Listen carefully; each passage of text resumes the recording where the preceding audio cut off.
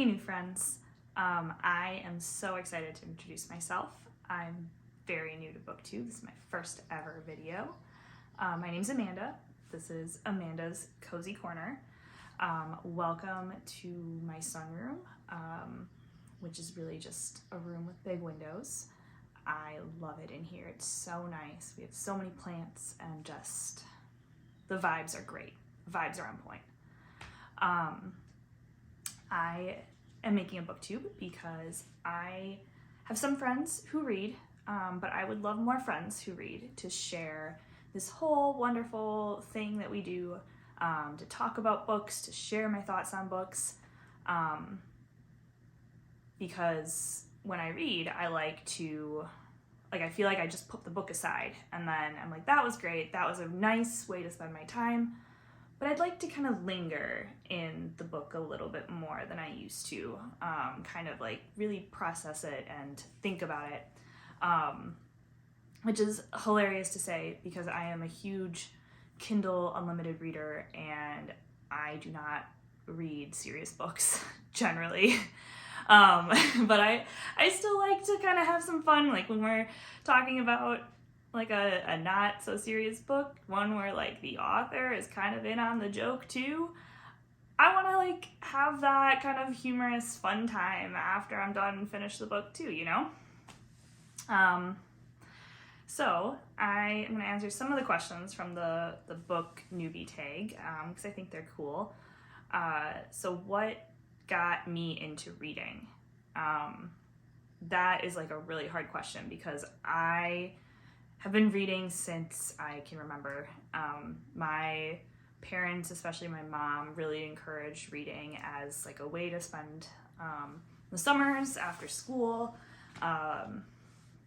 We were kind of just expected to do that.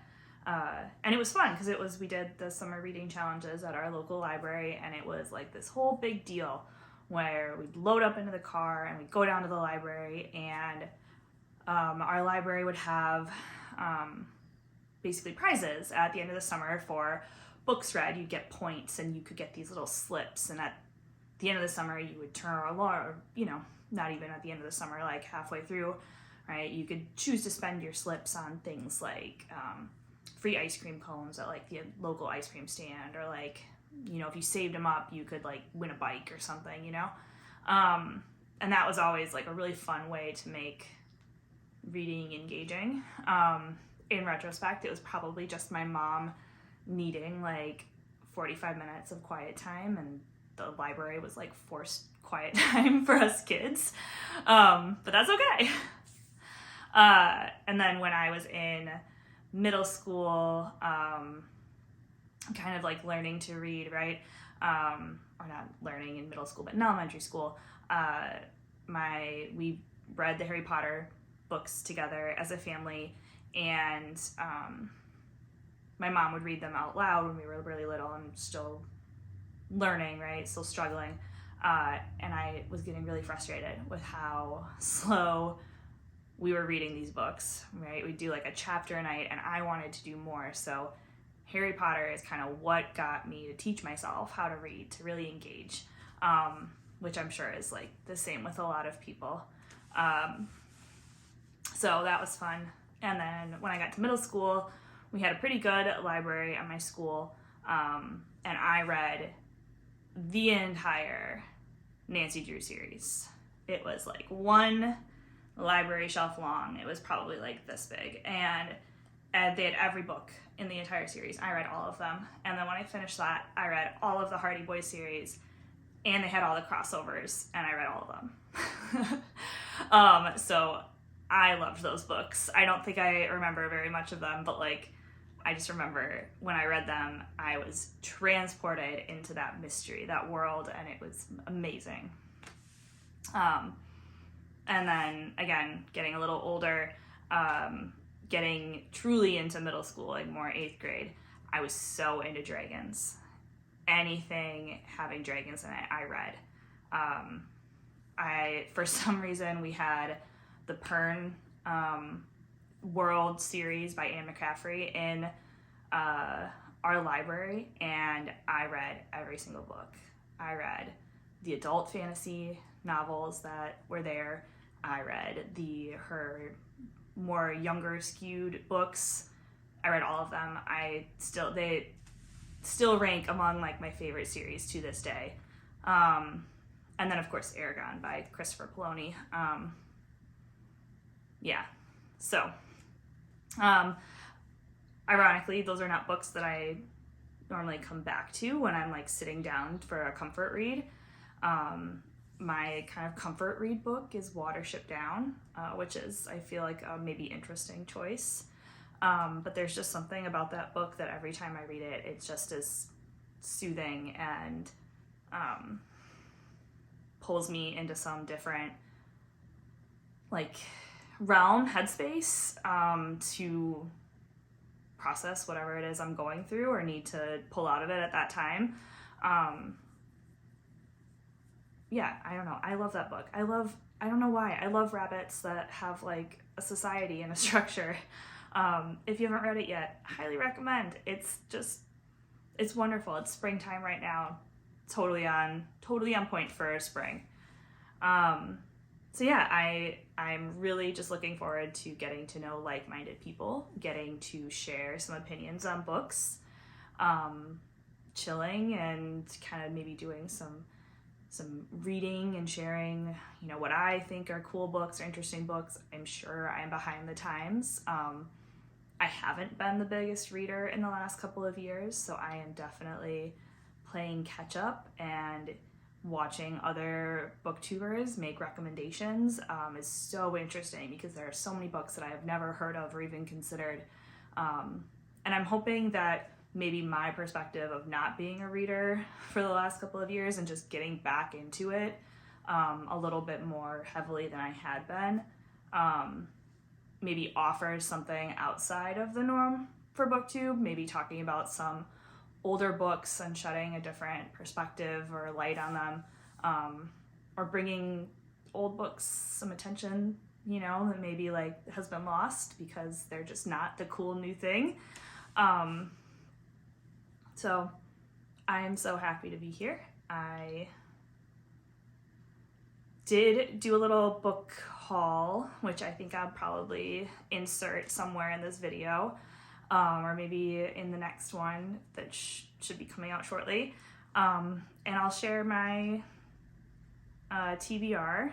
I think it'll be a lot of fun. Ironically, the first book on my TBR is not from this latest book haul. It is one that has been on my TBR for a long time. I actually bought this probably over a year ago now, but it is Sky in the Deep by Adrienne Young. This is supposed to be hi, this is Miss Rosie, and she probably wants to go chase a rabbit right now, right? So she'll probably be in a lot of videos because she does not ever leave my side. Sky in the Deep by Adrienne Young. It's supposed to be enemies to lovers, that there are these two clans that are fighting each other. They're enemies. I don't know. I don't really know much about the book. But anyway, her brother befriends one of the other boys or men in the other tribe, and somehow she and her brother are labeled as traitors, and now she's living among the other tribe and has to kind of deal with that. It doesn't look like it's very long. It had good reviews from what I remember when I was considering picking it up. So this is on the list. The next one, which I'm sure people are going to maybe groan at, because I haven't read it yet, and I've had it on my shelf since probably 2020 when the show first came out, is Six of Crows. I did read Shadow and Bone. I did not read the rest of the series after I finished Shadow and Bone. I don't know what it was. I feel like I finished that book and I was going to pick up the second book in the series, but I just couldn't bring myself to start it.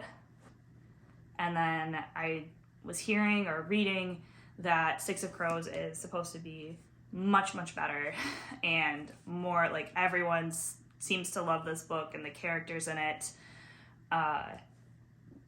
And so I picked this up and I couldn't open this one either for some reason.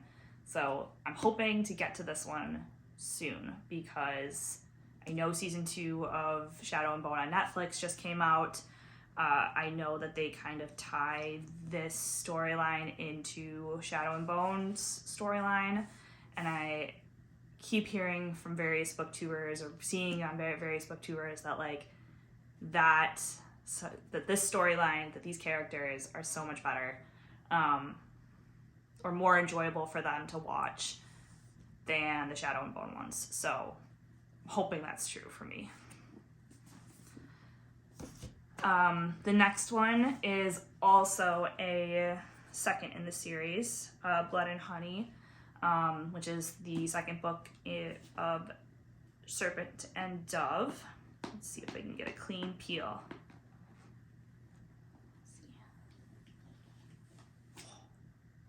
Yes, that is a clean peel. Right. I do pick up most of my books from used bookstores or half-price books.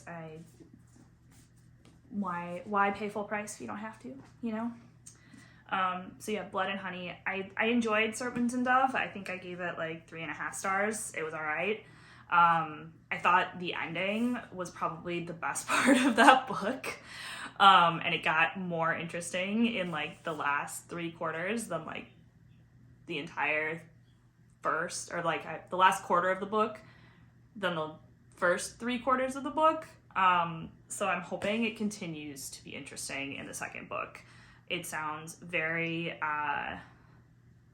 very interesting. We're not sort of like, I hope we're not stuck in the characters' minds as they torture themselves. If anyone's read the books, maybe you know what I'm talking about. If not, it's not as bad as I'm making it sound right now. There's just they have a lot of inner conflict of like, I like this person, but I'm not supposed to like this person. For various reasons. The female lead is a witch and the male lead is a witch hunter.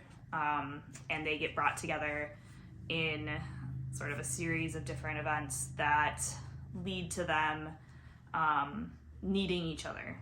So, like I said, hopefully this one stays interesting. And there's a little bit more action and outside development rather than just like these two people trying to figure out how they should handle each other. Because that honestly for me got a little boring. I thought it was dragged out a little too long in the first book, but anyway. So the next one on the list is The Inheritance Games. I don't know much about this other than like this girl comes into a huge inheritance and she doesn't know who to trust. And all I kept thinking was, it sounded to me a little bit like The Glass Onion. Or no, Knives Out, the first movie. Not The Glass Onion, that's the second one. Knives Out, the first movie. And I don't know if that's really true, but when I read the blurb of this book and kind of figuring, it was kind of a mystery of like, why did she get left this inheritance? How is she going to navigate this family that is now upset that they didn't inherit what they expected to. So I'm hoping that it's got a little bit of that like fun mystery and intrigue and not just super serious stuff all the time. The next two books are truly, these were just impulse buys at half-price books. I know nothing about them. Absolutely nothing. I saw the covers, I read the blurb, I don't even really remember what was on the blurb, and I'm just hoping that I followed my gut and picked well. The first one is Defy the Night. It says a spark of rebellion is all it takes to defy the night. Super interesting. I think I got hooked. I think I picked this up because the first part of the blurb is that there's an apothecary apprentice, Tessa, who sneaks out to steal moonflower petals and leave elixirs for those in need, and a prince who is dealing with the shortage of the elixir that she's making. They have to, when they're brought together, the Tessa and Prince Korak, they have to decide whether they save the kingdom together or follow a spark. I don't know. It'll be interesting. Second book is also a bit of a wild card. I feel like I've seen this on Book Talk a little bit. Maybe it was recommended a couple of times. I think I grabbed it because it A, sounded familiar, and B, is described as an intense original retelling of Beauty and the Beast, and it is A Curse So Dark and Lonely. I love a good fairy tale retelling. I'm hoping this turns out to be a good one, but I mean, a fairy tale retelling, sometimes it just hits right, you know? So let's hope this one does that. I have no idea where it's rated. I didn't look it up on Goodreads or any other book review websites. Like I said, truly just followed my gut. I mean, maybe I got interested in this and fairy tale retellings lately because I've been playing a lot of Disney Dreamlight Valley, and I feel like it has made me want to watch all of the old Disney movies again. And, you know, I can't bring myself to subscribe to Disney Plus and like have yet another subscription that I'm paying for purely on a whim. But I can buy a book for the same amount of money and immerse myself in something that's not maybe so, like, I don't know. Doesn't matter. I love a good retelling. Let's see what happens with this one. We have a reread. That is Kingdom of the Wicked. I read this when it first was released, and since then I have read the complete series because now all 3 books are out. I recently just read the third one, which is Kingdom of the Feared, I believe. I like this series. I know like it's got some split opinions. I really enjoyed it. I think I enjoyed it because I am not typically a mystery or detective novel reader. I'm so oblivious when it comes to clues in books. For someone who read the Nancy Drew series, I am not a detective. So I totally missed the clues. Not all of them, mind you. Like, I knew that there was going to be a reveal. I knew there was a twist. I knew that it was going to be something interesting pertaining our main character and her sister.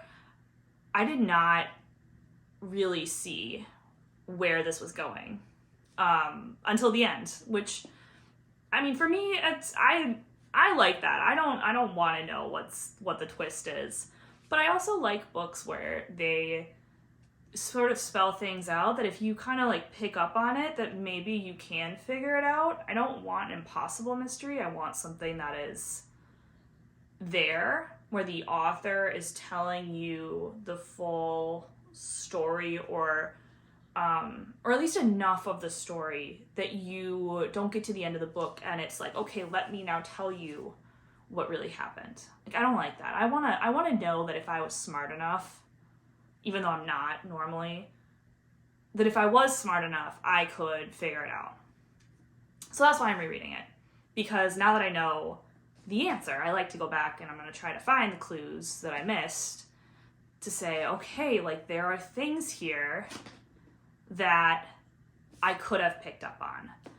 And to me, I think that it's a harder method of telling a story. You really have to know your story front to back, and you have to be able to sprinkle in just enough information to make your reader go, oh yeah, but not enough for them to figure it out.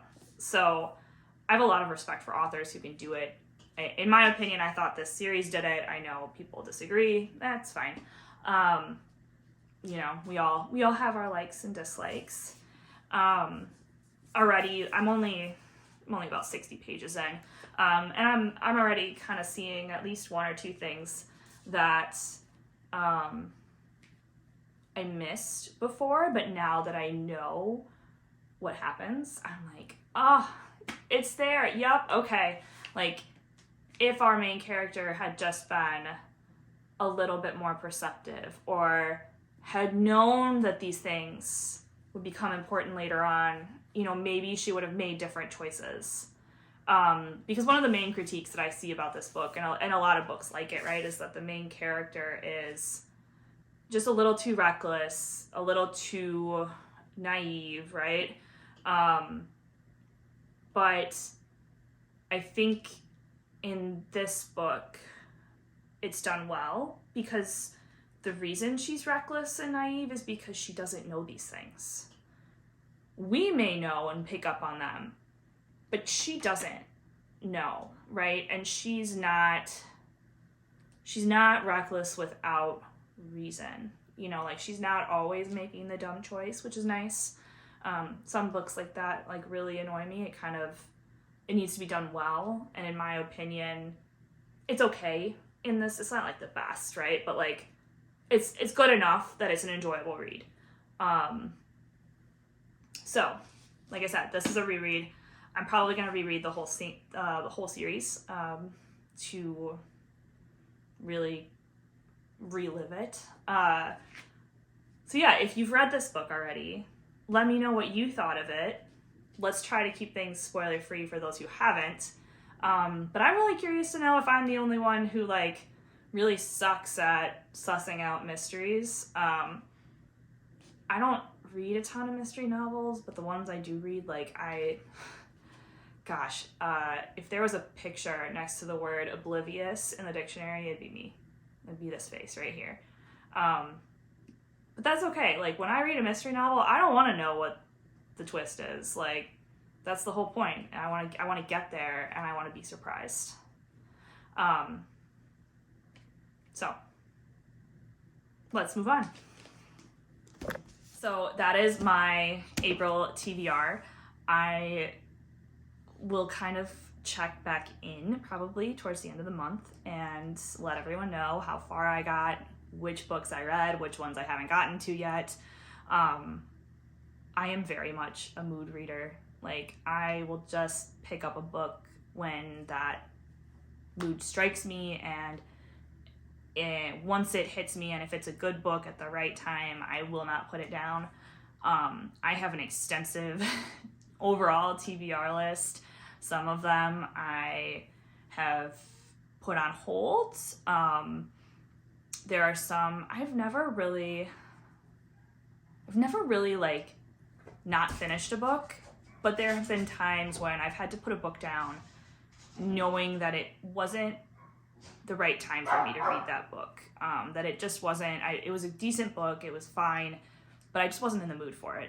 So we'll see. Hopefully that, you know, no one ever wants that to happen, right? You always want to pick up a book and say, that was great, that was a good book.